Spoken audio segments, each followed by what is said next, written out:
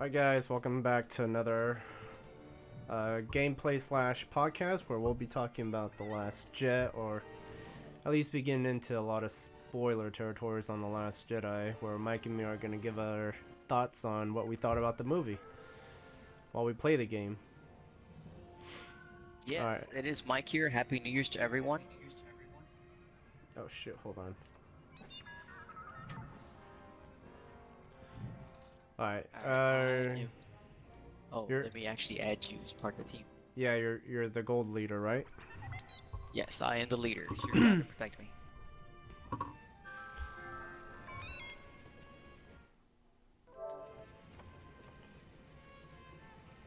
Alright. Alright, go for it. Alright, let's do it. You can hear me clearly, right? I could hear you clearly, especially on the stream, so you're good. Okay. Yeah, the headset you got me, it's good. Yeah, just choose Starfighter. Yeah, no, it's definitely good. For some reason when I was playing with my brother, I could only hear like all the audio output from like the left what do you call it? The left headset. Yeah, but now that I'm playing like this with the stream on and everything, I can hear it like on both sides now, and that's what I wanted. Alright, well you're definitely going to be hearing a lot of the laser fire past you. So, let's dive into it. How did you like the new Last Jedi movie? The Last Jedi. So, if we're gonna talk Star Wars, we have to talk briefly about the originals and why we love it, because that contributes a lot to a lot of the criticism I have for The Last Jedi. So, the original Star Wars is a golden masterpiece. Like you don't consider redoing that crap, doing reboots or anything. That thing is like good on its own, and it's a timeless film. So, or what are your thoughts on the original? I loved it. I loved the 4, 5, and 6 with the Empire versus the Rebels. I liked it a lot. Yeah, so I mean, Star Wars is always gonna be one of my favorite films.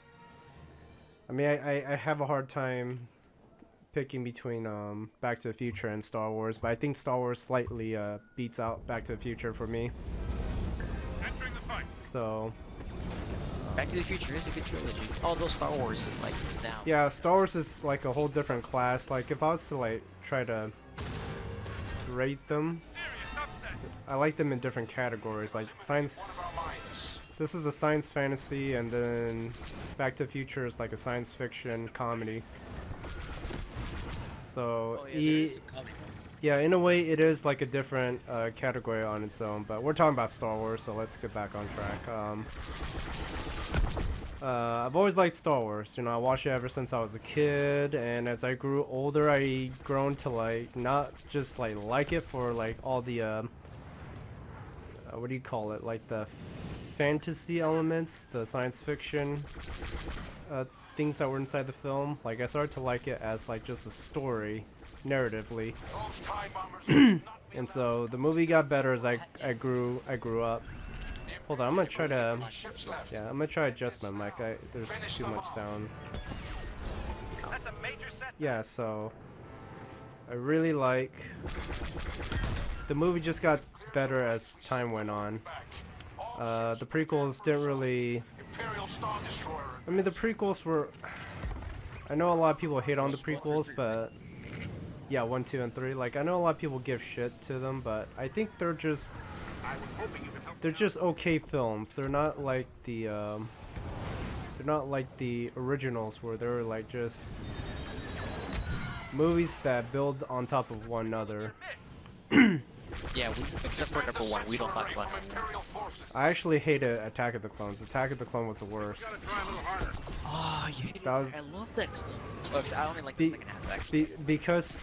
Because of the dang dialogue in there. Like they try to do like this old English style of like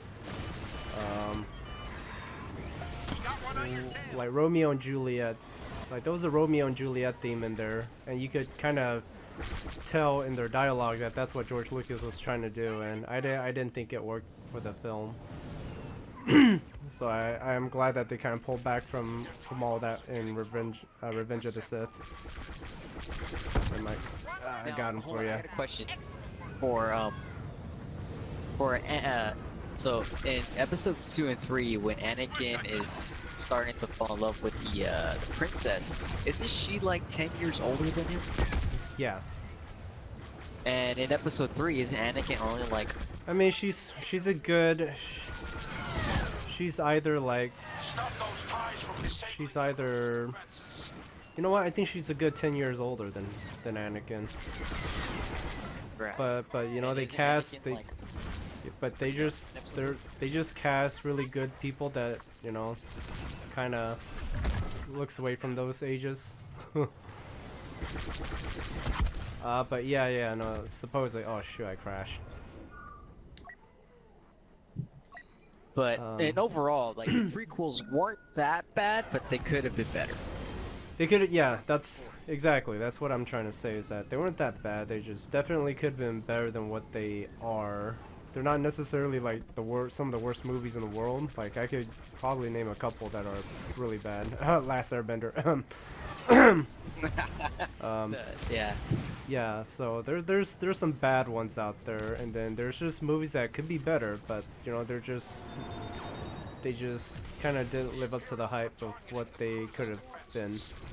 Especially with the big title in Star Wars in its name, and that's why it brings me around to The Last Jedi. There was a lot of hype surrounding it, you know, because of what J.J. Abrams did with The Force Awakens.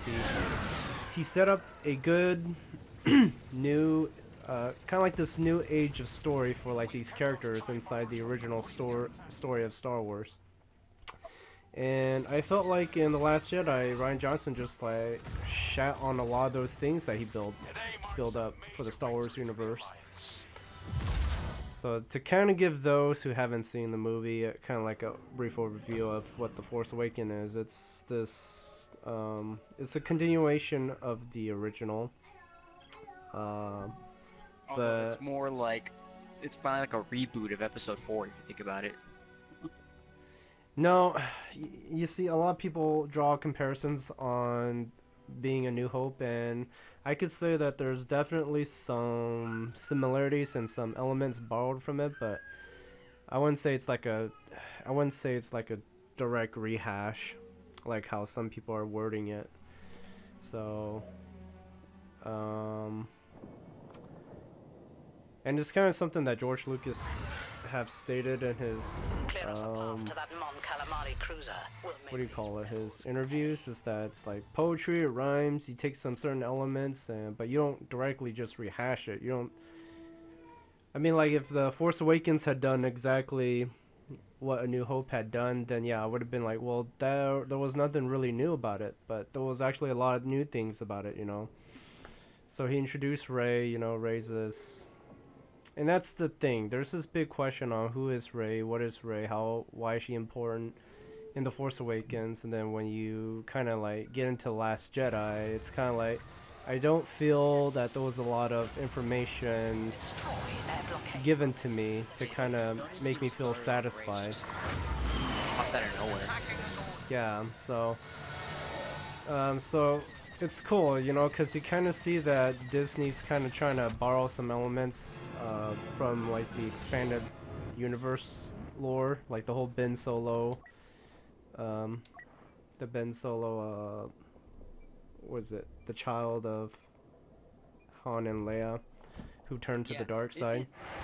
Isn't Snoke part of the lore?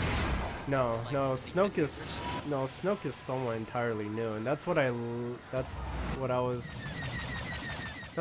was cool about The Force Awakens, that it gave this, he's kind of like the Emperor in Star Wars. He's like this elusive guy who you have no idea who it is, but you know, he seems to be like this big threat to everybody.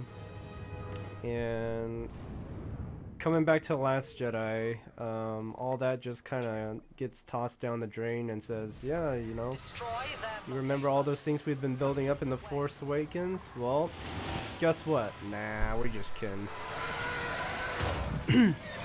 And we'll get into the way it yeah, started, we'll get to spoilers in a bit.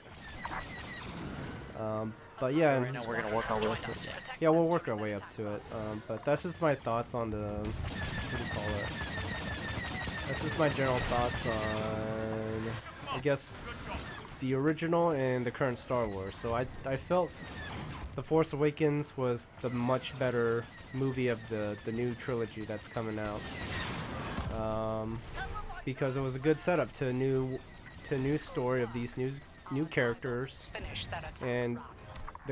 and carrying the continuation of like the original Star Wars legacy. All right, anything else we need to say? No, that pretty much summed up episode 7, so we can talk about 8. Okay.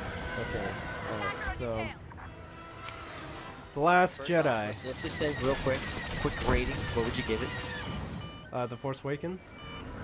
Yeah, Force Awakens. I give it a good 8. 8 out of 10. Like, it was really good. Like you said, there was some elements that I would have preferred not to be kind of like repeated in the film, like the whole trench run at the end. Like, that was just too reminiscent of A New Hope, and Starkiller Base, of course, was too reminiscent of A New Hope. Other than that, yeah, see, those are the only two elements that I find that is kind of like, okay, I understand what you're saying, that it's kind of like A New Hope, but it still gave this interesting story, so that's why I was giving it a chance, and that's why it ranks really high on my grading scale. So, yes, an 8. Yourself? Yeah, I'll give it like an 8.5. You know, I liked it. Yeah? 8.5. Yeah. That's kind of high. But okay, Well, you know, everyone's entitled to their, opinions. Hold on. Okay, so it's just so we know your scale rating. What is a 10 out of 10? A 10 out of 10, it's I don't believe in perfect movies. Every movie's gonna be flawed in some way to every sort of viewers out there. But a 10 is just something that is like the whole original trilogy of Star Wars. It's a 10. It's a 10 for me. Like, those movies you can't do. Yeah, you can't do it in any other way. Like, there's just no way. If you do it any other way, that film is not perfect anymore. So yeah, so to me those are 10s. It's movies that cannot be done in any other what's the word I'm looking for? Any other person with a vision. So I don't feel anyone could have done the original Star Wars movie like the way how the original directors and producers did. Those are 10s for me. Back to the Future's 10s. Like, you can't mess with that. You don't go and reconsider, oh, let's reboot Back to the Future. I'd be like, no, fuck you, I'm gonna kill you. Yeah, so I don't even think about that. yeah, so those are 10 movies for me. Although I do have a rating for Back to the Future, but that'll be for another time. When the time calls for it. But yeah. Okay, so now. Alright, now The Last Jedi. Oh boy, The Last Jedi. So here's the thing. The Last Jedi has some cool moments. Some cool moments that do feel like Star Wars. But there were a lot of moments that I feel that betrays a lot of the lore and a lot of the and a lot of just the let's see, it betrays the lore, and it just goes against a lot of the things that have already been set up in Star Wars and that was going to be set up in Star Wars. So let's just talk from like beginning to end. Or you know what, let's just talk about what we like, and then we could talk about what we didn't like about it. Okay, what So, we liked. I'll let you start it out. Oh, man, you made me think. Like, I liked the movie. Not to a love extent, but I liked it. Yeah. I liked the Same here. new ADM60s. I don't like their names though. I love the way they look. Wait, the way what looks? The AD60s, those new ones. Oh, ATM6? Yeah, that's what it is. Yeah, no, those were good. They just, I didn't feel they were executed right in the film. I mean, yeah, they're the it's that scene was reminiscent to the Empire Strikes Back's, you know, the Definitely, opening of that's what I was Hoth. thinking. Yeah, but obviously they didn't do, you know, scene for scene, but they just kind of took that moment in Empire Strikes Back, and they didn't really focus too much on it, which is good, because otherwise it would have been just like, oh, it's Hoth, Battle Hoth, like. It was Okay. kind of similar to the Battle Hoth, the whole wide open terrain and Yeah, of course, it's definitely reminiscence to it, but it wasn't like scene for scene like where we saw another character do a harpoon takedown. Otherwise, then you would have been like, yeah, nope, that's just straight out of The Empire Strikes Back. But okay, so we got a comment real quick. Someone wants to know, did this game turn out to be any good? You want to answer that? Luke Mackin? Sorry if I didn't say your name right. This game, dude, there's a lot of controversies. Like, though I'm not sure if you've been on the news of what this game has been going through. So Battlefront 1 did not provide a lot of content, but it was kind of that age where it's like we were ready for another Star Wars game, and we were kind of excited to hear that they were doing Battlefront, especially when DICE took control. Well, I shouldn't say DICE, it's EA, but DICE was gonna be making the game, and where am I getting at? It's definitely better than the first Battlefront, and even though there's a lot of controversy, it turned out okay. I love the fact that the DLCs that they're coming out with are all free. Yeah, they definitely listen. That's the one thing different from the first and the second. You had to pay for your season pass, which they offer very little content. So that's why the first one suffered a lot. And then this one, they totally listened to the fans, but then they did us wrong. They lied to us. They did this whole stupid microtransaction, stupid idea where you had to pay. So there was this big pay-to-win feeling in this game, and I don't know how to express that feeling where like you feel cheated, you know, like the way how you progress in this game isn't fair to everybody. So if you're just a rich boy and you have money and you can kind of like unload on these microtransactions, you could definitely be on top. But at the end, you're still gonna get the same cards, the same weapons and everything. So yeah, it's a mix. Overall, though, I would recommend it. Just so you know, the campaign was good and the multiplayer now is good. Yeah. I mean, the guilty thing is that it has Star Wars on it. It's Star Wars, and I have a guilty spot in it. But if I had to judge it critically, it's a very messy game. In terms of I don't want to say content-wise, because they kind of took a couple back steps in this game, like customizing your characters, which they don't really allow you to do that much anymore. You just kind of choose your character and just go out there. You can't really like put a jetpack on, equip a sniper rifle with you, and get to high vantage points. Not anymore, not in this game. So Yeah, it that's definitely why. goes back to the old school Battlefront 2 on the PC. You know, I don't know if you remember those, but like you chose classes. Like, Yeah, you chose classes, you could customize your characters, and that's what the whole Star Wars Battlefront has been remembered for, is the old traditional Battlefront 1 and 2 back in the, you know, Xbox and PS2 days. But yeah, dude, yeah, just to kind of quickly answer your question, it's a mixed bag, dude. Like, this game is more trouble than it was really hyped to be. definitely good if you're like a major Star Wars fan. But I'm not saying like if you won't like it if you're not. It's just you have to like stick with it, and then you'll like it. Yeah. I'll refer you to Angry Joe. I think he points out a lot of good points in reviewing the game. It made it on his top 1 of disappointing games. Don't believe it was top 1. Yeah, I believe it was one of the 10, but I don't think it was like the worst game of 2017. It's just very underwhelming, like The Last Jedi. Like, it's just, there's a lot of things that was going for it that could have made the game way better, but you just get like these corporate, like EA, trying to do us wrong. Us gamers, they do us wrong by doing these microtransaction shits. And that's why this game kind of like just didn't really meet a lot of the parts of what gamers were looking for.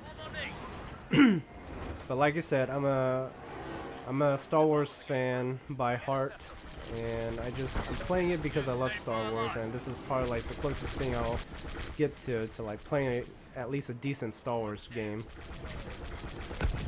Because what do you call it? I forgot the studio's name that used to make Star Wars game. I think it was like LucasArts. LucasArts? Yeah, LucasArts. Yeah, before Disney bankrupted them, or better yet, just kind of like shut them down. What I'm really looking forward to is the fact that now that EA said they're gonna stop making single-player games, if Battlefront 3 is just gonna be all like a big multiplayer platform. Well, here's the thing: if 3 doesn't get any better than 2. I lose hope. Like, I lost hope. Because if I was to be honest, 2, it wasn't that much of a good update or... Oh shit, I just crashed. Or upgrade to Battlefront 1.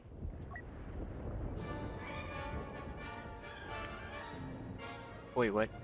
Sorry.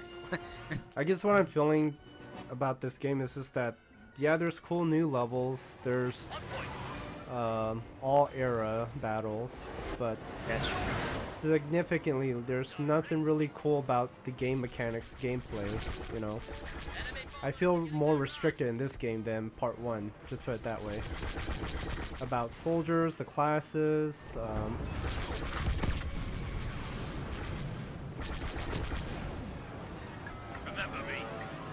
Yeah, but that what I really liked was that the story really tied in with the whole movie too.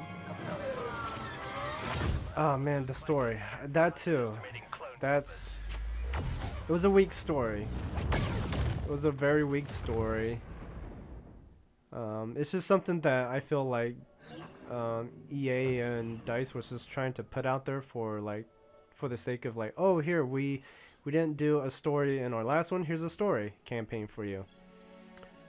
So I just felt that's what DICE was trying to do, was just to try to accommodate because of what they left out in the first one. But even then, the story was still weak. Like, it was just too predictable when you play. Have you played it? You played it, right? Yeah, I played the DLC also, yeah. Yeah, it was too predictable. Decisions and character arcs were just very unconvincing. Like, Ivan Urso's, how she just suddenly switched to like being a rebel. I'm just like, dude, you like spent your whole life as an Imperial officer, and you're just gonna take this moment to like suddenly have a change of hearts and start shooting at your own people now. Yeah, but do you think, oh no, they probably already had it on the mind, that they did the DLC just because people kept talking about Rey's parents being ISO Verso? I think both. I mean, I can't say because I don't know, but just maybe both, just to accommodate players that there wasn't a story in the first one. And yeah, there's still that big question about who Rey's parents are, but again, it's not answered. And they're down to like their last trilogy of the saga, and they haven't really like brought up any answers to these. And that's not how you do sequels, you know, like in The Empire Strikes Back. You learn that Vader is Luke's father. They don't play around with it. They don't go, Luke, I might be your father. You know? Do you think Kylo Ren actually does know who her parents are? The thing is, they weren't really... That's what I'm saying, is that they weren't really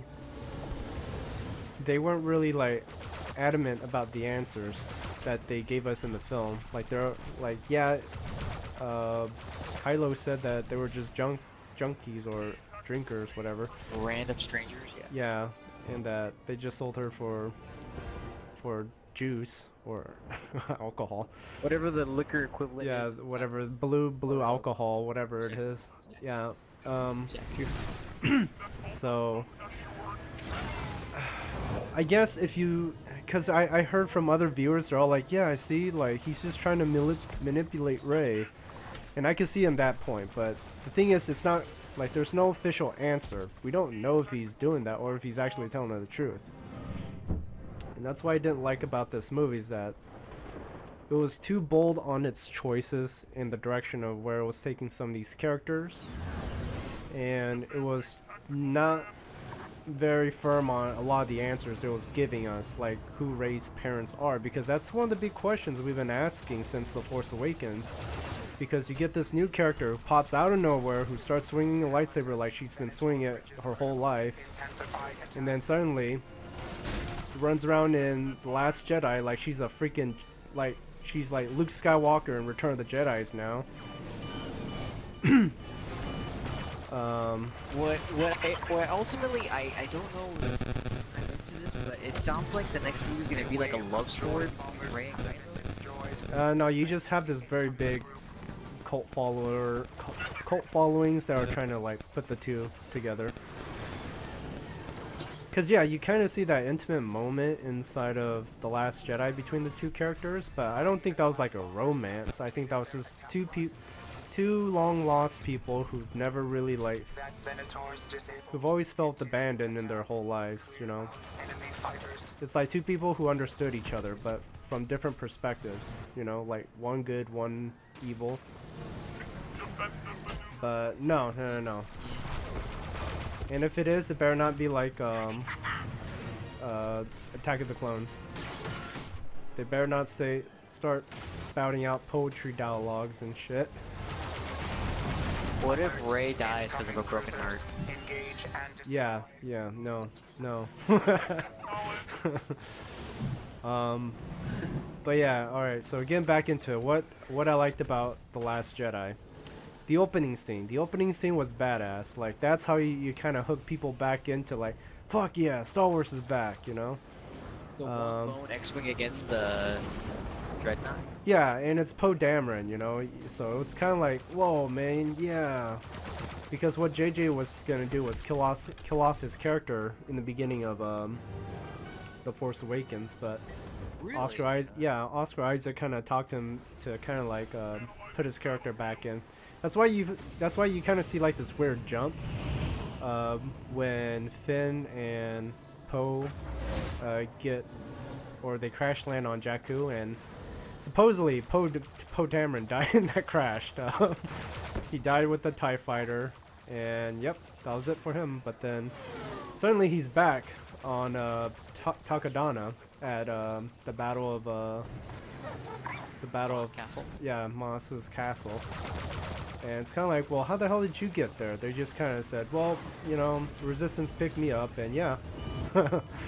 That's how you kind of like write in those plot holes that you kind of made yourself. I had to rewatch the Never Seen because apparently Poe never met Rey the entire time, and I thought he did.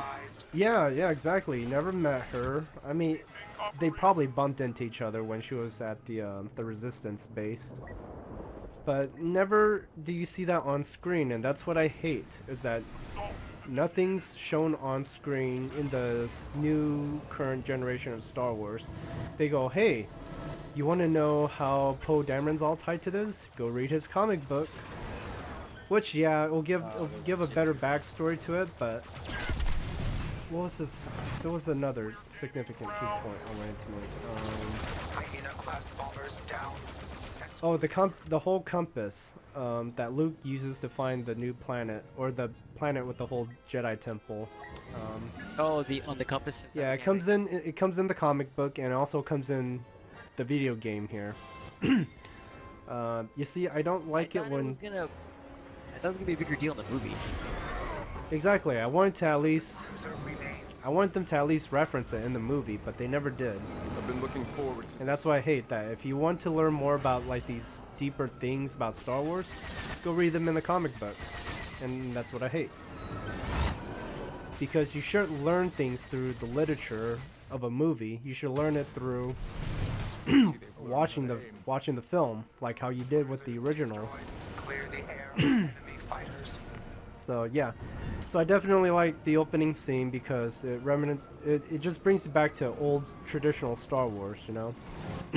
What about the opening scene? What I didn't like was the fact that when Poe was taking out that final turret, it took him like a really long, like that was the longest trip ever for it to go fly to that last turret. No, it was really paced well, in my opinion. Up to the point where they made the jump to lightspeed out of there.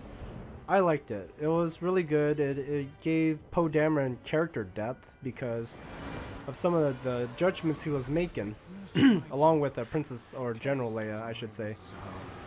So yeah, you kind of saw that Poe's really into like trying to just like he's in it for his people. Like obviously he wants to fight for them, and he wants to prevent any future devastation. So by taking out this dreadnought, it would save him down the road, you know.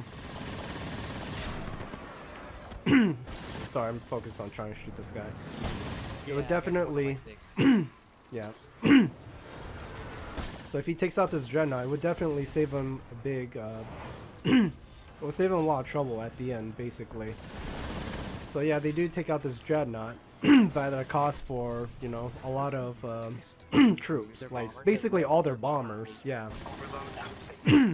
And which I like, by the way. There was a lot of good cinema photography in that battle. I really like the whole like World War II look when they were like dropping those bombs and how they were like inside those gunners or turrets. Yeah, so you see. What I know was how come so many of their bombers died or had their bombs armed before they opened the door. You know what I mean? You saw a bunch of those bombers just. I don't. Yeah, I don't think they were armed. I think they were just. You're carrying bombs. It's gonna be very sensitive if your ship gets hit critically. But yeah, I have to agree. They were just like blown up left to right, like nothing. Like they were made of tissue papers or something. Yeah. So I was like, oh, I would have at least expect a little more like. Oh shit! I just got blown out of the sky. Yeah, like I felt like the whole bombers were made out of tissue paper, like little thin. And especially the fact that it took like 6 bombs to take out one dreadnought, and they still have like another 7 left. No, they only needed one not dreadnought. They only needed one bomber to take out the dreadnought. I know, but even then, there was still like a whole fleet of dreadnoughts left. So yeah. We all have our parts. You weren't supposed to die. like, what happened to the rest of the rebellion fleet? Because there's only like 3 capital ships compared to like the giant dreadnoughts they had. And that's what I was gonna say. That's what I hate. Like if you wanted to learn a little more about like the current state of the galaxy, you have to play this game to find out. Oh, my little nephew's in here, guys. Sorry. Little one, I'm busy. Give me 1 second. Probably almost got this. Yeah, so I mean it quickly goes over the current state of the galaxy inside the credits, but not enough to kind of tell you narratively. You have to play this game and you have to find out that, oh yeah, there's a Lazarus project, which I think it was called Lazarus Project. No. Was it Lazarus? I don't know, but it was some sort of project where they went kidnapping kids in the galaxy and growing them up to be First Order troops, and now they like rose way beyond the numbers of what the empires were. Yeah, you didn't get that in the. Explain that. Yeah, you didn't get that, huh? Yeah, I never got that when I went to go watch The Last Jedi too. I had to kind of like play this game, found out that at the end of Iden Versio's last mission, that's what was going on, and that they stole the plan to how to defeat the dreadnought. Yeah, do you think the ending of the DLC from that, how like they sent them to the Outer Ring to look for somebody, is that gonna be tied into the next movie? Oh yeah, huh? Yeah. At this point, I don't know. Yeah, I think the game studio, because the thing is they're still currently writing the stories and all that, so for all I know it could just be someone not tied into the film. Just like some random person, like the daughter. Yeah. I totally forgot her name already. She was Zay. That's what it was. I was like, is it Zay. rhymes with Ray? Yeah, that's the thing. These characters aren't memorable, you know. That's why I didn't like about. That's why I didn't like about the new Star Wars story mission.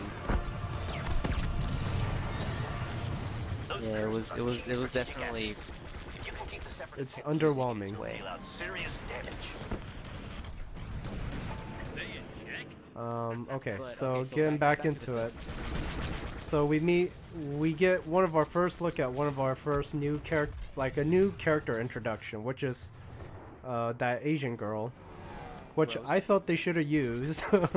Not trying to be judgmental or anything. I just felt they should have used her because you already kind of like saw her.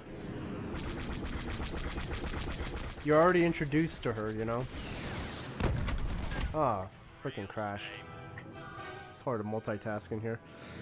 But yeah, they introduced her. Her sister was the one of the bomber who selfishly died pressing the button. Yeah, so she sacrificed herself to defeat the Dreadnought by dropping the bombs into the Dreadnought. And of course she's the sister of one of the characters in the film. Her name is what? Rose? Yeah, Rose. Yeah. I said I'd go watch this movie a second time, and that's the thing. I haven't been motivated to go watch it again, but yeah, Rose is one of the second. Oh, hey, wow, we made it through with our Dreadnought, or one of our cruisers, still intact. Still intact. Yeah. Yeah. But So yeah, so she's just like some basic engineer chick.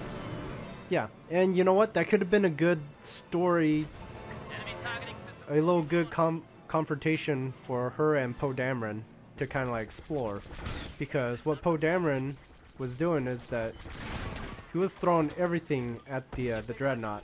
That and for a brief moment he was kind of blinded that there are people, you know, like loved ones that are out there fighting, and Poe Dameron was just kind of like in the moment. He's like, no, we gotta take out this Dreadnought. We gotta give it everything we got at it, throw everything, not realizing that, you know, there's people in there, and that's what General Leia was trying to like, kind of like tell him that you can't just. Winnable battle with 7 other dreadnoughts in here. Yeah. It just wasn't worth the one. Losing your entire bomber fleet. Mm-hmm. So that could have been like a good like what do you call it? Confrontation that Rose and Poe Dameron could have had, but was never explored. Try that on for size. Because they had this cool mutiny scene, but then at the same time it's really, if you really think about it, it's really stupid. Yeah, so Yeah, they had, it but made- we'll get it to made that. Poe look more selfish, because he wanted to like keep fighting to the death.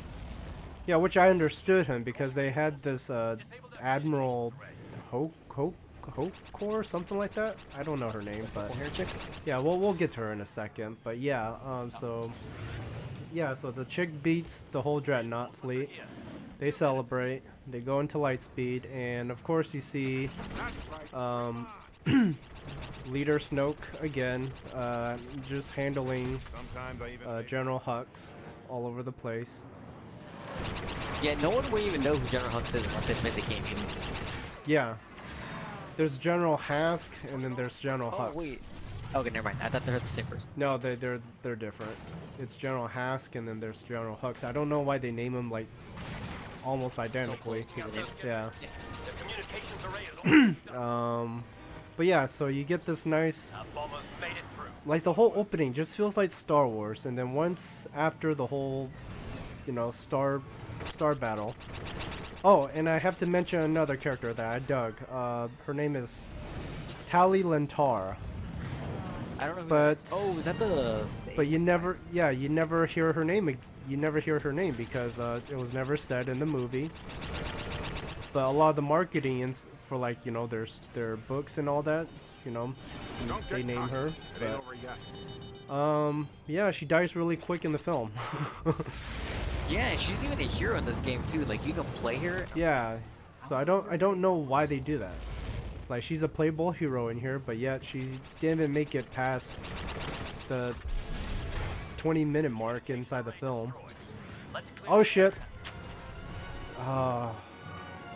That's what happens when you fly through explosions. Trying to look all cool doing it. But yeah, so Yeah, still beginning of the so film, lost the whole bomber fleet. yeah, Lost her. really dug Tali Lintor just because she looked really cute with the whole pilot outfit. But she dies like when they find out that they could track him. So let's see what happens after. That's like a weird thing I never heard of before. They can track us through light speed? What? Yeah. Well, I mean, they could kind of do that. It's just that the way how they did it sounds a little more sophisticated. Like the whole scene when Han was running, or in The Empire Strikes Back when they were running from the Star Destroyer, Han, Leia, Chewie and them. When their hyperdrive was broken and they hid behind the Star Destroyer, and one of the Imperial officer or general was, or admirals I should say, was like, track them. They may come out. Oh wait, no. Okay, never mind. I'm mistaken it. But yeah, no, I feel like they could already track people through hyperspace, not hyperspace, through space. Donnie Albert. Oh yeah, spoilers. Warning in the title. We're doing spoilers.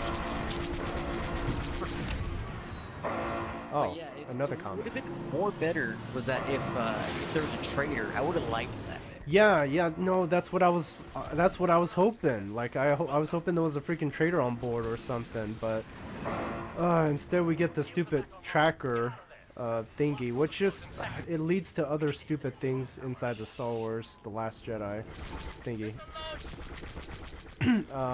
Oh shit. Hold on real quick. I didn't know this, but you know how you always told me that if you get stuck in the circle 4, just fly in circles? Yeah, are you stuck in there? I get stuck in there, and apparently the lightning zaps everyone and destroys you. So. Oh shit, okay. I didn't know that. Yeah. So you're like a little bug flying inside of an electric cage? I was a bomber flying in circles. Got it. But, so yeah, I wanted to be a traitor. I really wanted there to be a traitor. I would have made more sense. Yeah, no, that would have been way better too, because you never really saw like the spy element of Star Wars. It would have been so cool if they would have done that route, where like General Leia, we have a traitor on board. Shifted all our throughout our location out there to the First Order. Yeah. Yeah, but no, we didn't get that, and that would have been the better element of like how. You see, freaking Disney needs to hire us to write the stories. But yeah, no, that you're right. That element would have been so much better if it was a traitor, and that's what I was thinking that's how they tracked them. But yeah, ultimately, no, that's not what we got. Oh, what the hell? But yeah, so. And then we get the scene where Kylo Ren goes up to Leader Snoke, and this scene was supposed to explain how badass Leader Snoke is, like how menacing of a threat he is, because he kind of like bitch zaps. I call it bitch zaps Kylo Ren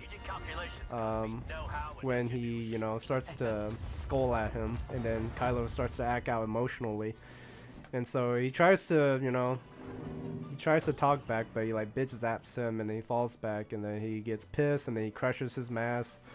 I hear from some people he crushes it into the shape of Vader's helmet, but I haven't gone back to see it again, so haven't been motivated to see The Last Jedi. Why did they make Snoke wear like a whole gangster robe the whole time and it made him look like a monster? Sorry, I have a laugh right now because I'm super sick. Yeah, you're right. He's got this stupid pimp outfit. I have no clue why he was wearing that. He was wearing the stupid pimp gold suit. Like, I didn't think hard into it until people brought it up. I'm like, yeah, dude, he's like totally wearing a pimp outfit. Yeah. Like, okay, and then he has like these red armored bodyguards around them. I'm like, I never seen these guys before. Yeah, which looks badass, and it's totally a throwback to the Emperor's guards. But yeah, so we get to that scene where Kylo kind of like goes out of his way to try to like prove himself to Leader Snoke. So as soon as they track the what do you call it? I forgot what Princess Leia's cruiser was called, but yeah, as soon as they track them, they do like this assault on them. Kylo, of course. So here's what's cool about Kylo Ren. He's a conflicted character, and Darth Vader is also a conflicted character. But Darth Vader has always been acting like he hasn't gone back on his action ever since he turned. But ever since he found out that his son was still alive, that was the moment where he's like, you know what, shoot, I kind of fucked up. I'm being a bad dad. And so Kylo Ren, that's what was cool about the part where he was assaulting his mom's ship, where you kind of saw that he had a chance to blow her out of the smithereen, then he doesn't. And you know, and that's always been the big question: is Kylo Ren, is he redeemable after he killed Han Solo? Yeah, it made it really seem like he was when he was fighting side by side with Leia. Like, oh, you know, I can totally see this guy. Yeah, but then they go against that. They go against that. Which is why I'm thinking, like, is like the next episode going to be like him redeeming himself and like trying to be good or something? Yeah. So let's see. So yeah, and then at this moment where he blows, okay, so it wasn't him who blew up the command deck of the cruiser. It was actually his two wingmen. Like, yeah, that bombed his mom. So so he wasn't at fault for it. But obviously you kind of saw that there was a lot of emotional conflict in that, which I like because, you know, conflicting characters, that's what you get. And then this is one of those moments like, oh shit, is this how Leia goes out? Because we all know Carrie Fisher sadly passed away. Yeah. And I wish it would have been like that. I wish that would have been the moment that they let Leia go, because sad as it would be, it would make more sense.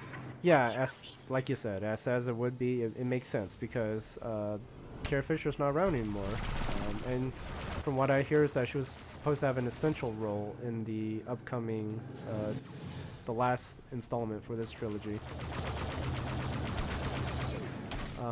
But okay, and then she did the whole she did the whole shooting star meme. God damn it. Shit. There's no way to avoid it now. They kind of like dug themselves a hole. Like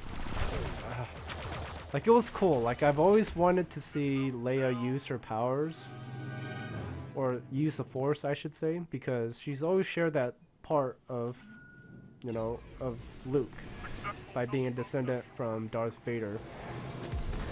But you never know. Like, if she had powers, is she just a normal human? Yeah. So to know that she could use the Force.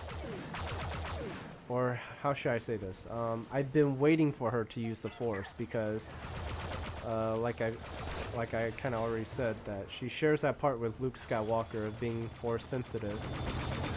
But she never really like tapped into it and practiced it. But I wanted, like, at this age in her life to be able to at least move rocks. If you guys don't know, that's a reference from the film. At least move rocks, you know. But the way how they did it in here, it's just. Like at first, just made it so that she just knows a little bit of it and doesn't really care about it. Like at first, I didn't laugh. I was actually like, "Oh, cool!" But as soon as I heard everyone laughing in the theater, I'm like, "Dude, is something wrong? Like, why is everyone laughing?" But after I thought about it and I saw a couple clips on YouTube of the shooting star meme, I understand why now. Oh shit. Yeah, it made it look like a big deal, but it really wasn't. Yeah, they definitely like Mary Popinized it. Mary Poppins, yeah. So I just see Carrie Fisher being like, "I'm Mary Poppins, yo." But yeah, the way how they did that scene, they could have totally did it a different way. the way how she used the Force. But apparently this is what we got, and it came out funnier than anticipated, I would assume.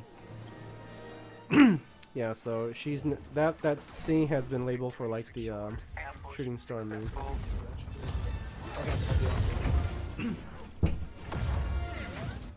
But yeah, man, so that's that. I just wish they could totally done something different with the whole Force using from General Leia. And then she temporarily goes into like a state of coma. And then we jump to like our first look of like Rey. We're definitely not moving in order here. I think we're kind of like jumping in somewhat in order. But yeah, we go into the scene where like Luke and Rey are at the planet, and then it definitely picks up from like that one scene in The Force Awakens where it ends, and Just flicks the lightsaber over. yeah, he just like flicks the freaking lightsaber over his shoulder, which came out very funny, but at the same time, like, dude, that's your dad's lightsaber. Why would you do that? But yeah, you kind of learn over time that Luke has this different perspective on like balance and the Force, but I wasn't really sold on his change, you know. And Mark Hamill has openly voiced his opinion on it. Right now he's retracted, but I think he's still kind of like, I take it back. well, not really. He kind of says that he appreciates the ambitions of like the directors and where they're taking the characters. But ultimately he doesn't agree where they're taking Luke Skywalker. And I agree. I don't think Luke is like that too. The only time you might see him again is if he pops up like a senile Yoda like. Yeah. Wait, I'm sorry. Repeat that. The only time you'll probably see him again in the next movie is if he pops up like an old senile Yoda like person. Oh yeah, like a ghost Luke. Yeah. Yeah. So here, yeah, this is another element I like from The Last Jedi is Rey and Luke on the island. TIE fighters are targeting our fighters. It also is very disappointing too, because ultimately you learn nothing. You don't see character grow. You just learn perspective, and you kind of see Take out those generators. you kind of see things like the whole Luke trying to kill Kylo. Like, I totally like that element, but I don't think Luke would do that because he. I'm sorry, what? I really didn't think he should have done that, because like even if you had bad thoughts, it's I think Yeah, that no, was like smart. exploring the dark side of Luke has always been like a famous thingy. Like how George Lucas wanted to end Return of the Jedi was definitely like he had a vision where he would pick up Darth Vader's helmet and say, "Now I am Darth Vader." So that was the original ending to the what do you call it? To Return of the Jedi. So exploring this dark side of Luke has always been like this really cool fandom thingy that's been going around, but I don't. After like redeeming his dad and all that, I don't think he would do that. Like he would not consider killing Kylo Ren to be like the first option to solving everything. Yeah. But yeah, ultimately we got that. And like I said, you just kind of like learn perspective. Like he does teach Rey, but like not to an extent like how Yoda taught him. He just tells her to swing a couple lightsaber and pick up rocks. That's about it. Like he doesn't really teach her anything extensive. Turbo lasers are down. He just kind of tells his perspective about the Force, what he thinks about it, how his mind has been changed. Oh shit, I've been hit. But yeah, you don't. Yeah, overall, just Yeah, like if Rey would have stayed and like taught I mean, if Rey would have stayed and like learned a lot from like Luke Skywalker about how to swing a lightsaber, what the Force is, maybe I would have been a little more sold when she left. Because basically she does the same thing Luke Skywalker does in The Empire Strikes Back. She doesn't complete her training and she just kind of goes off to kind of try to save her friends, or in this case, redeem Kylo Ren or save Kylo Ren. Yeah, and by the way, why I have a side question. Why is Kylo Ren so buff? I didn't see him as a buff guy. Have you seen that SNL skit where it's all like, Kylo Ren is a rip. I hear he's shredded, and he's like talking about himself. Matt, Oh, no, the I haven't seen technician. that. Yeah, you should see it. He's like, Oh, you mean the technician? Yeah, like where the 5-year-old Yeah. She's like, yeah, He's you're all such like- a punk B. yeah. So I think that definitely answers your question. He's shredded, dude. Yeah, the dude's ripped, man. Or I mean, I shouldn't say ripped, but he's huge. He's pretty buff. Yeah, he's pretty buff. I didn't think he would be that buff. That's the I mean, he was a Marine, so he's got to have some muscle at least. Enemy troop transports attempting a getaway. But yeah, But yeah, ultimately she goes out to go try to save her friends from, you know, the impending doom that they're kind of like in. Troop transports But exiting the destroyer. the way how she goes about it, she just seems too OP. Like, I was defending Rey from being a Mary Sue, which is just someone who's like perfect. I was trying to defend her in The Force Awakens by saying that, oh no, she was like in tune with the Force. She like tapped into the power and like acquired all these knowledge and skills, but that was just me trying to compensate the things that wasn't explained in the film. That was, and then when The Last Jedi comes and they don't really like give those explanations out there, now I kind of say, yeah, Rey's kind of like a Mary Sue now, dude. Like, she's just perfect.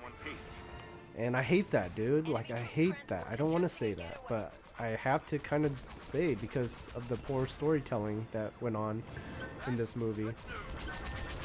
Going back to the island real quick, I have to know, do you prefer Porgs or Finish off Ewoks? the rest. Porgs or what?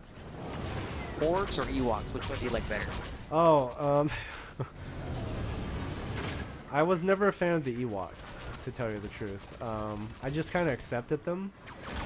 Because I always thought, I mean, they appealed to me as a kid, like it never bothered me as a kid, but as I grew older, I was just like, that doesn't make sense. How does a bunch of teddy bears beat out a legion of highly trained soldiers on the moon? Endor? Yeah. Yeah, Vendor. I always wanted them to be Wookiees, at least when I was able to start thinking critically. But Porgs. I do like the Porgs, but man, the way how they marketed the Porgs and they have absolutely zero like meaning in the film, like they just seem very not important.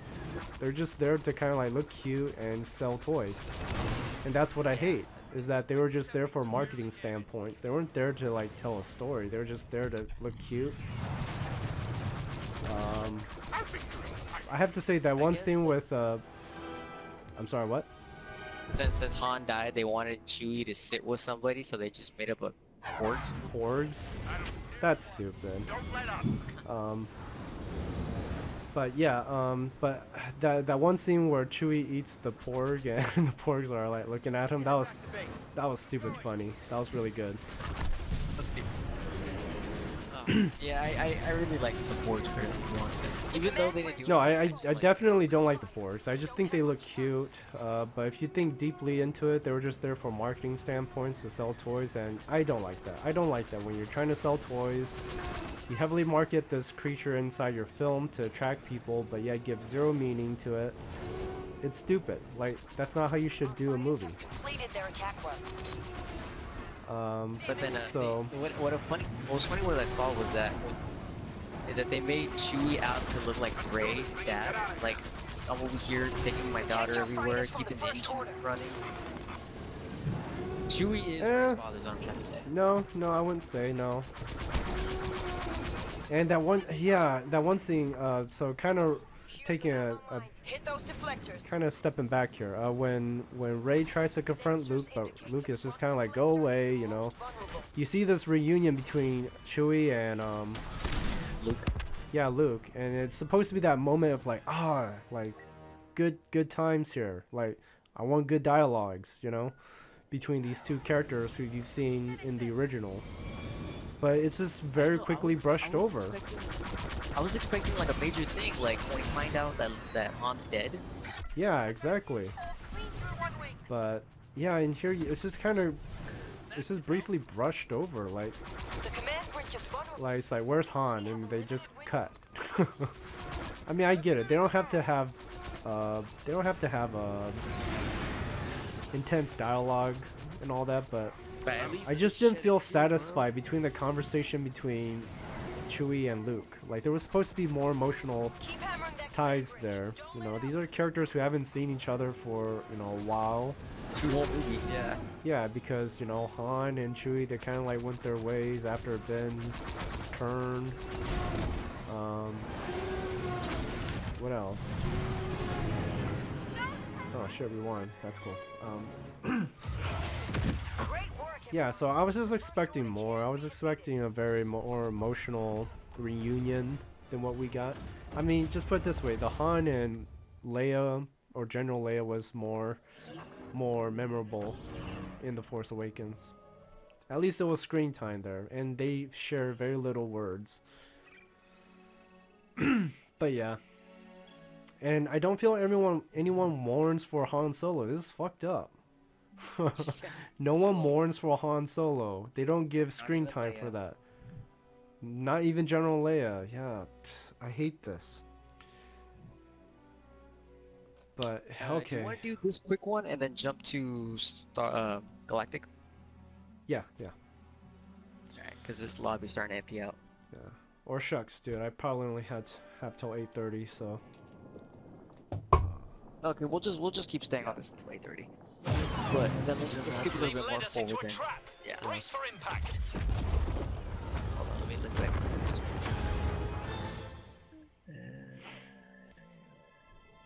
Yeah, I was gonna tell you, like, even that towards the end of the movie when Leia put out that distress call for like all the help and no one showed up, I'm like, wait, damn, there's only like 7 people total left in the rebellion or the resistance. Yeah, dude. They went from like a very big group to like just 7 people. Let's see. Alright, so jumping back on track. Advancing the mission objective. What part were we at? The whole Lucan thingy. Do not allow that to happen. So General Leia's in like the stupid, I shouldn't say stupid, she's in a coma. Temporary coma. And there's this new leader, I forget how to pronounce her name, Hodor or something like that? I just say Hodor.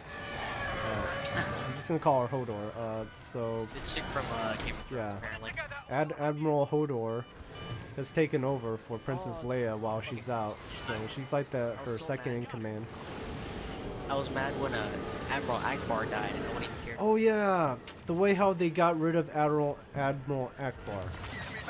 So dissing. This is very dissing. This is why I hate Ryan Johnson right now, because he dissed Admiral Akbar, the guy who survived the freaking Rebellion, the Clone War. yeah, no, well, I don't think I think he jumped in on Return of the Jedi, so he like survived the whole big fight against the Death Star 2 and all that, and he gets blown out of a freaking the thing is, I don't even know where he was at when he died. I think he got blown out with General Leia and everybody when she got bombed. But the way how they just send him off is not memorable, you know? And they never even like talked about him again. Yeah, it's like, well, Admiral Akbar didn't make it. Anyways, Hodor's in charge now. Here you go. Yeah, so the way how they sent Admiral Akbar out, I was pissed. I was infuriated. I was like, oh my god, like, how are you gonna get rid of one of the guys who... He's most famous for his line, "It's a trap." And I want to hear him say it again in this film. And I think that was a perfect moment for him to say that. Yeah, it was just. And they. Yeah, he was in the Clone Wars. Was he? At least in the TV show, he was. Okay. Yeah, I don't watch the TV show, so I don't know. First order is here. Yeah, so I hate the way how Admiral Akbar dies. It's not memorable. It's what do you call it? Very uneventful. It's an uneventful death. Anyways, yeah. So But then you had this purple chick, purple hair chick. yeah, so you have Admiral Hodor saying that she's gonna be in command now and that they have a plan, but she doesn't tell Poe Dameron this plan that she has because he's like this cocky pilot and all that nearly cost him their fleet. But would have just made sense if she told him, because why keep it a secret from him, you know? Now he's gonna go out of his way to start a mutiny because now they fear for they're being chased. I hate the scenario of what the story was. How do I? Slow chasing. Yeah, how do I say this into to correct words? Like the way how I just hate that the whole story revolves around the First Order slowly chasing the Resistance in space. It was like Yeah, it was just like, yeah, I don't know why the Star Destroyers aren't going way faster. it's One beat of launch. yeah, it's stupid, and some of the continuity in this film doesn't make sense, like why they're arcing laser bolts in space. It doesn't make sense. Like if they're on like if they're on like if they're on a surface of a planet, yeah, that makes sense, arcing the laser bolts and all that.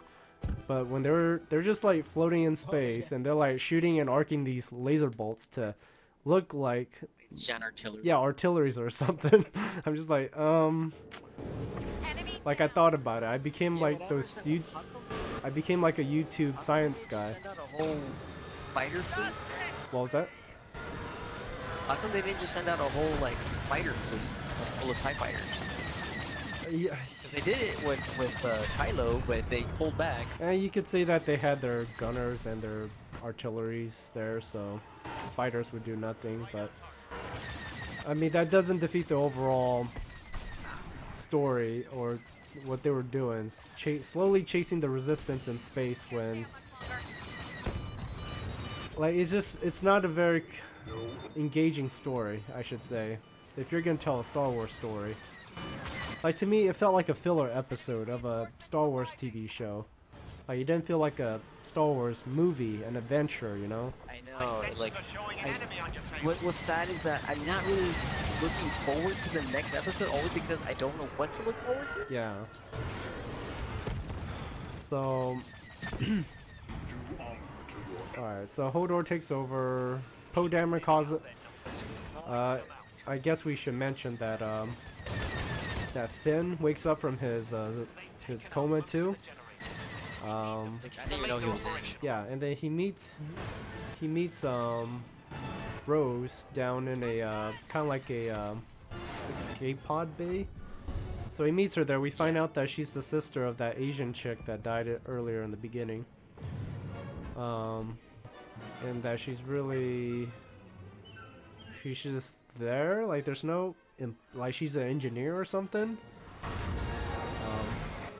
But anyways. So she stuns Finn for being like this deserter. Because Finn's just ultimately, he's just out there for Rey. You know, he really wants to get with Rey, so he wants to go look for Rey. Get with Rey. Yeah, and then he gets trapped in this mission to like go seek a, what do you call it, a code breaker, because the First Order now has like tracked at them in light speed. So it's so weird. It's like when Snoke found out that they have these technology to track him through space, how does Snoke not know? He's like the leader of leaders. He's like the guy up there. He should know everything. But yeah, that was during the meeting when he called Kylo Ren. Oh, with that laser zap. Yeah, It's when like- he laser, or when he bitch zapped Kylo Ren. Yeah, so he goes on the secret mission to kind of like go grab the code breaker on the what do you call this planet? the casino planet. Which I freaking hate. It's so stupid and does not feel like Star Wars at all. Counting on it. I felt like I was watching the Fifth Element or something. Yeah, it's like, Yeah, it was, man, dude, it felt so out of place. Like, this whole planet did not feel like Star Wars at all. There was more humans than there were aliens. And, of course, Star Wars is most known for its, its aliens characters and its costume design. But in here, I felt they got very lazy with it, man. Like, it did not feel like a galaxy far, far away. The story does not make sense. It's stupid. For one, it's stupid. Because they're gonna go look for a code breaker. Here's the thing. The story just feels like a Fast and the Furious plot line now. Like, they're going against like these dumb odds, and they're gonna like continue and carry out with it. Like, if you had to explain me, let's see, do your best to explain the mission to go get this code breaker to me. Like act as if you're gonna send me out, or you're coming out with the plan. like, listen, we're gonna find this guy to help us take over this ship that's really far away, but we're gonna sneak in, and we haven't totally planned this out yet. But we're gonna find this guy, he's gonna take us inside the ship, and inside the ship, we're gonna dismantle this thing. And we still haven't figured out exactly where it's at, or how we're gonna get off the ship. Exactly. Let's go do this. And we only got a short amount of time because we're being chased by the First Order, and we're running out of fuel here, guys. So, yeah, what do you say? I'd be like, no, dude, that's a terrible idea. Like, I'm fucking with C-3PO on this one. Like, it's stupid. Don't do it. Yeah, it's... But it was pretty bad. That casino planet was not cool. Yeah, that casino planet was very it was wasted. Like they were trying to do like this whole animal cruelty PSA in that whole scene, and it was just stupid. It was like, what the heck? You're gonna choose this time to kind of put a public service announcement about animal cruelty out there. The only thing I liked out of it was the whole the people who were selling like merchants and weapons to like both sides. Like, I thought that was cool because you saw how really dirty both sides are, you know? Like, not one side's I clean. really liked all of the BB-8 scenes and things. Yeah, I mean, except the part where like he like what do you call it? Hijacks one of those ATSC. Yeah, that just came out cartoony for me. Yeah, that came out way too cartoony. He came out really big because like the way he popped out of that walker, he was like huge. Yeah, like Those things can fit like 3 different people. yeah, and like he made the scale on that thing look small. But yeah, anyways, It was funny, but it just yeah, like I said, it was just too cartoony for me. Like, it was funny, and I was like, oh yeah, fuck yeah, BB-8. But here's the thing: they've been advertising this other BB something, like the evil BB version. Oh, the black Yeah, one, you only see and we never got that. We never got the fight between BB-8 and BB whatever. We never got that, and I'm disappointed. I hate it. anti-BB. Yeah. So that's what I hate, is that they've been marketing some things, but yet totally gave us something totally different in this film. So we didn't get the BB-8 versus Dark BB-8. What I really liked though, even though it was only like a couple of scenes, but the fight between Finn and Phasma, that was Oh. Yes, that was good, but again, why are you gonna bring someone back and then just kill them off again? Or better yet, Is she dead this time? They said they're gonna bring her back. yeah, and then they're just gonna do the same thing again. They should just bust a Django. He died in the Boba. Bust a Boba. Yeah. He died in the second in episode. It's 4. so He never came back for stupid. 6. Like, it's cool to see Captain Phasma back, but to see her play her role for like 10 minutes again, it's stupid. Like, have her throughout the whole movie. Have her be an essential role in the film. You know, have her hunt down Finn as he goes, you know, for that stupid code breaker or something, you know? Give that story element into it. But they don't. Because, you know, you got writers at Disney who have no clue what to do. Who don't treat the source material with respect, in my opinion. I feel like if there's only one candidate who does, which is J.J. Abrams, he's shown his work on The Force Awakens. And I'm glad that the next episode is going to be by him again. Because I feel like Rian Johnson just shat on his work. Yeah, he's like, how do I make this eye candy, like, super spooky? Yeah, he's like, how do I make this so, like, not, like, unwritable, or fixable, I should say. And yeah, he goes out and undoes all the things that J.J. Abrams sets up. I just hate it, dude. Okay, now what do you think of the light ship destruction? The what? The purple chick going at light speed and Oh no, that was cool. That was really cool. That was very anime-ish in my opinion. The way how they artistically shown it. That was cool because you never saw that. You never saw people use hyper.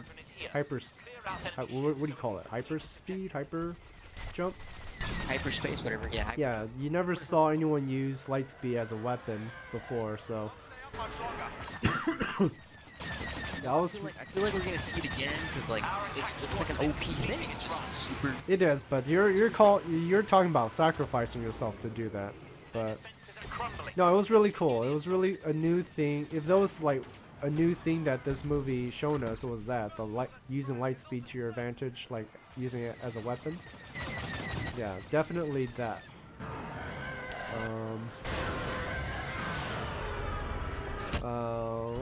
What else?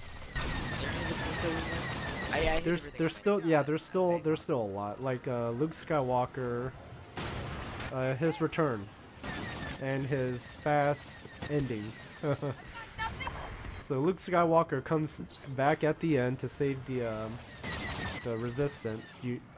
I guess. So he comes back, he saves the Resistance, or at least he just delays them. And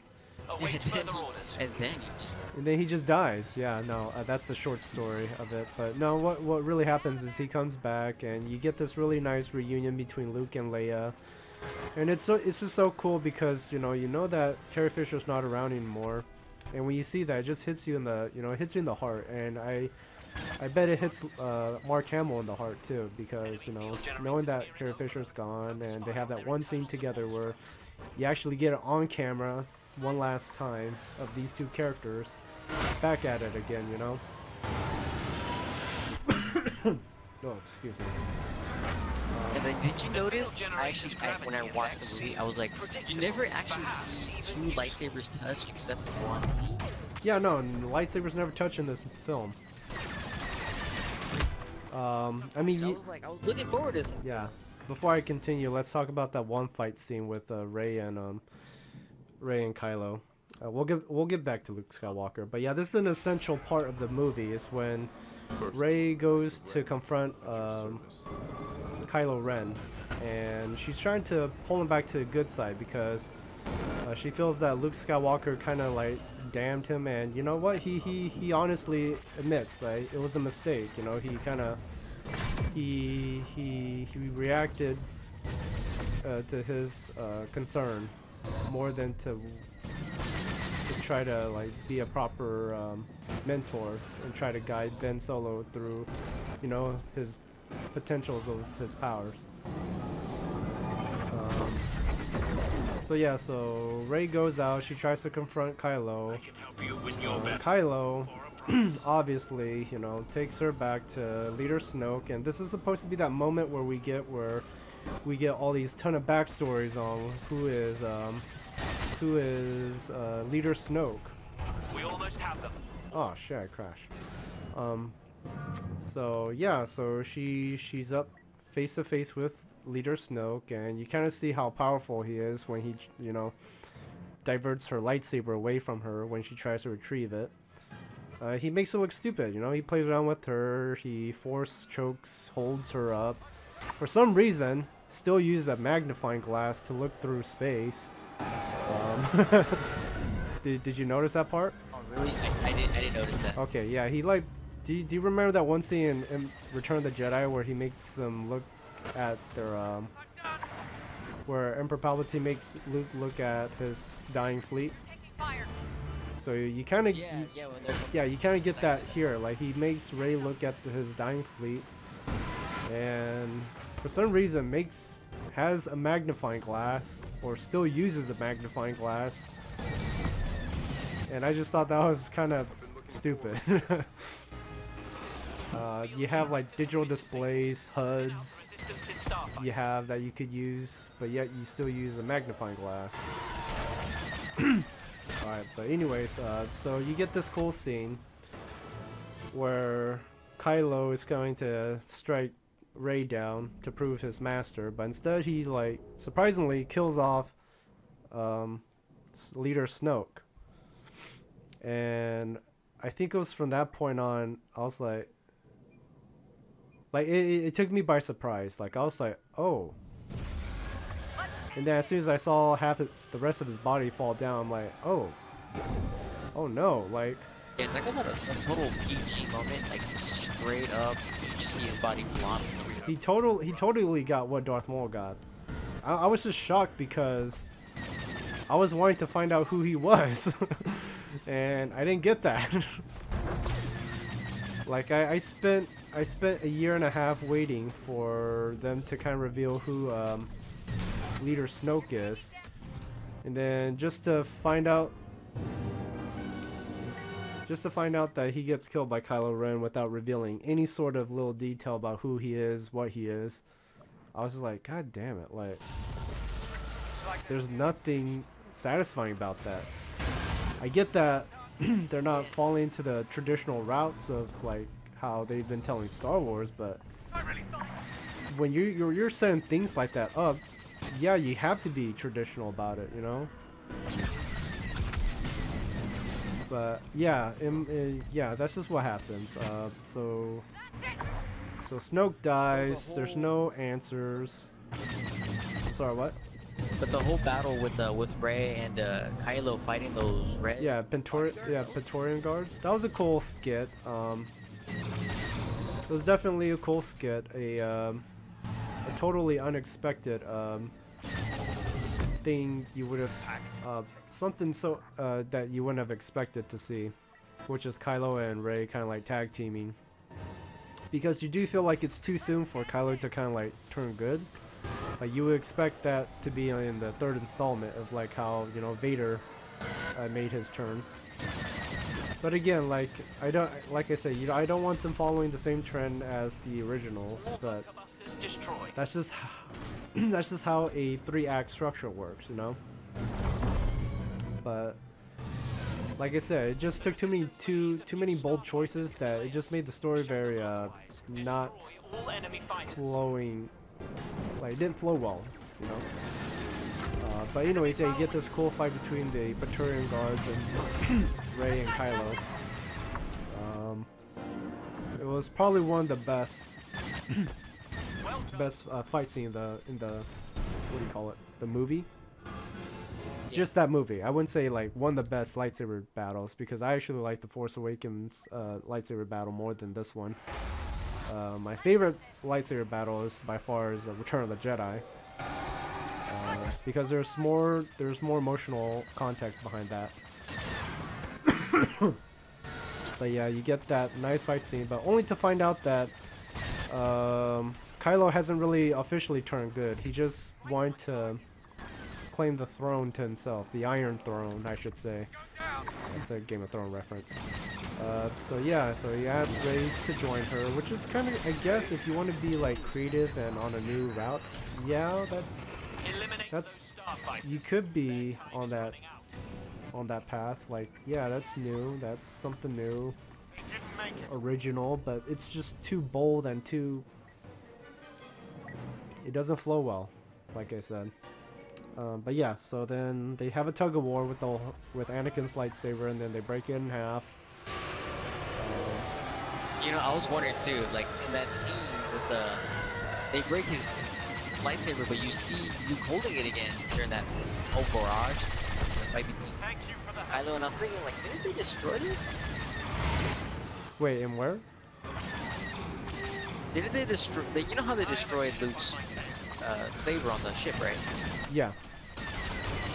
Didn't Luke hold his saber? Yeah, oh yeah, yeah, exactly. So tying back into the last part of the film, when when Luke fights Kylo Ren. Alright, so Kylo Ren, or I mean, Luke Skywalker comes back, has a reunion with Leia, touching one, and then he's gonna save the whole Resistance by going out there and fighting the First Order with his laser sword. I'm kind of mocking at him and his own word at this point. But yeah, so so they have this last stand between one another. Like you said, they never touch lightsabers at all, because what he's ultimately doing is just force projecting himself. But when they draw their lightsabers, like, I don't know why Kylo doesn't recall destroying the lightsaber, but he pulls out the blue one, Anakin's lightsaber, and even I noticed in the theater too. I was like, what about your green one? So yeah, I knew something was off. I said to myself, like, this Luke looks too young, too like compared to how he was on the island. He looks just too well maintenance, or what do you call it? When you yeah, he looks too clean. Yeah. So I knew there was something off. I just didn't know that he was actually like force projecting himself.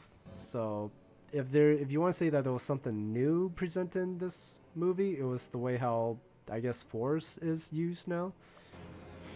Because there's always new ways to use the force, I guess, but yeah, in this one, yeah, he just kind of like projects himself. Imperial cruisers are defending the docks. We need them taken out. But wrapping it all up, it wasn't a totally bad movie. It was just unexpected. It's a very underwhelming film. Like, it definitely could have been better. It's just it definitely doesn't live up to the hype that it's been marketing itself to be.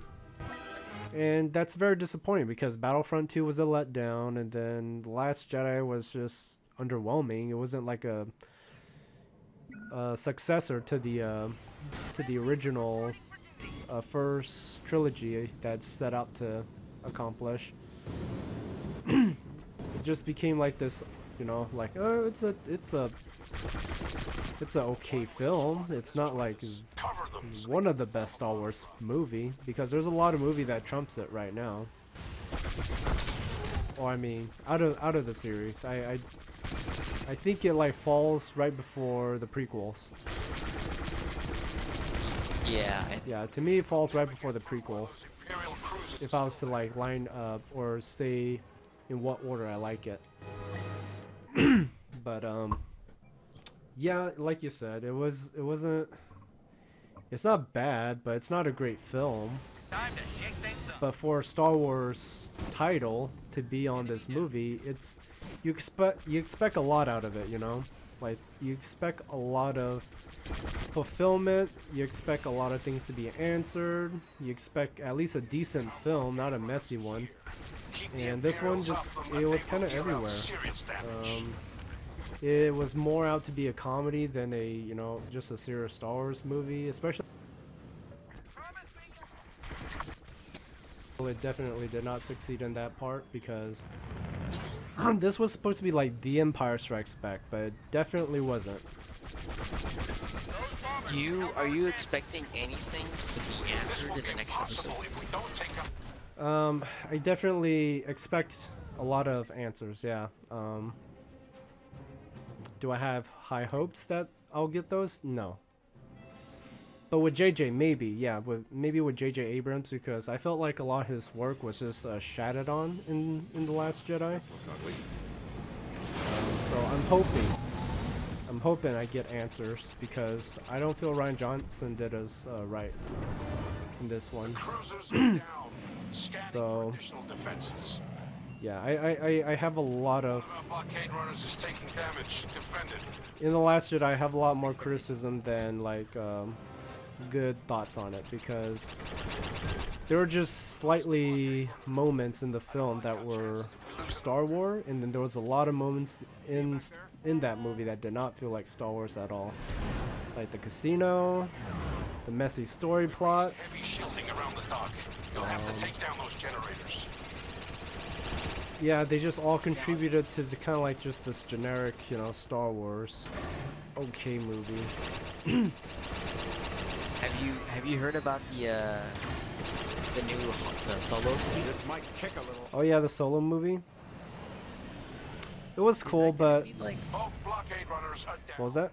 what's it gonna be about? You know what's it gonna be about? Key reinforcements are here. It's definitely the origins of Han Solo. So we're probably expecting like how Han and Chewie met and how he won the Falcon. So it's definitely like the origins of Han Solo.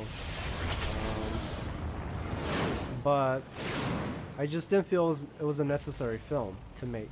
The Y-wing squadron. I think a Kenobi film would have been more preferable in my standard. Generator down. And I hope so because Ewan McGregor's been training, but we don't know if he's been training for like a Kenobi film or just another movie he's been doing, or if he's just been trying to stay in shape. We don't know. But I'm hoping he's training for a new Kenobi film. I didn't even know he was training at all. Yeah, if you look it up, he's been training. And a lot of people have been anticipating that he's been training for the Kenobi film. But overall, rating for Last Jedi, what would you give it? out of 10? Man, dude, I really want to give a. Making headway. I give it a. Let's see. I'll probably give it a 7. Who's next? It's just okay. It's not like one of the best Star Wars films, Not like Titanic. but it really where it flaws a lot is not answering a lot of the questions that were set up for a lot of the audiences in The Force Awakens. That's where it flaws a lot on my part. Nothing to it. What I say? Only one. But yeah, yourself? Yeah, What do you give it? There was some. I would give it maybe a 5 out of 10. Oh, that's a that's a really low one, but all right. I can understand. Yeah, I did love the ATM 6s. They were cool, but like they had so much power and they couldn't take out the resistance in that little cave. Oh yeah, they needed the And the two major things. I did not like the fact that they brought out like a little mini cannon battering ram. What is Yeah. this? the laser battering ram. That was weird. Hokey force nonsense. Give me a quick I just felt like it should have been like, you know, Generators maximum down. Stand by. firepower on the ATM-6, not like a battering ram. You know how much. Yeah, they could have done like an orbital strike from one of their dreadnoughts. Yeah, that was weird. And then freaking Rose saves Finn. He was having this heroic moment where he was gonna sacrifice himself for, you know, the resistance. And then Rose comes along and like messes everything up. And Finn's all like, "Why'd you save me?" And she's all like, "Because this is how we win, dummy. We save the things we love." And then she kisses him. And then even Finn was like, "Oh shit, like what the fuck?" He's falling in love Like, with me? yeah, and it didn't feel like a very convincing like romantic kiss, because as soon as like Our battle cruisers Finn right on was time. as soon as Finn was Watch its cannons move. in the side of Rey, like he like straight up went her and like Y-wings have initiated grasped her and hugged her. to run into Like, I just felt I feel sorry for Rose, because I think Finn likes Rey more than her. But yeah, so I didn't like the whole scene with the speed speeders. It looks cool, but they did nothing. yeah, no, it was pointless. They just kind of rode in circles and then they just retreated. I was like, well, what was that shit for then? Yeah. Yeah, like the couple of them get shot and then they just fall back. lucky shot. But Yeah. these are my only few issues I have with the movie. Overall, hopefully the next episode would explain a lot more, or at least be cooler. shields down. Yeah. I really want I really want the next one to at least be good, okay. Like The Force Awakens played it safe. I like that. I like the aspect of How am I gonna fix that? just preserving a good, you know, preserving a good movie for Star Wars and not falling short on anywhere. And that's the thing. I felt like The Last Jedi fell short on this aspect, and it disappointed me because of that. Like, it wasn't a bad film, it was just underwhelming. And for a movie to have Star Wars in the title and just be just a generically okay, underwhelming movie, it's not okay with me, because I expect a lot, because it's Star Wars, Yeah. and I love Star Wars, you know. So yeah, it does sound like I expect a lot, but that's because I'm a big fan, you know, and I have the right to expect a lot. Because I only want the good things for Star Wars. And just to know that this movie is just kind of underwhelming, it isn't okay with me, because I think all the Star Wars movies should be good to some, you know, certain extent or form of degree, you know. Like, A New Hope is good because that's what started the franchise. The Empire Strikes Back was even better because it expanded on the characters and it made you care about them. And the Return of the Jedi played it safe, and it just locked the whole trilogy down in being like one of the best golden movies ever. So for the Last Jedi just to kind of like fall short, I'm just kind of disappointed in that aspect. Alrighty, well, we'll end the stream here. That's our opinion of Last Jedi. A couple of spoilers in there. Yeah. Alright, yeah, I'm gonna have to call it a night, so hope you guys enjoyed that. We'll catch you guys next time. Yeah, go ahead and end the stream here. We'll be good. I gotta talk.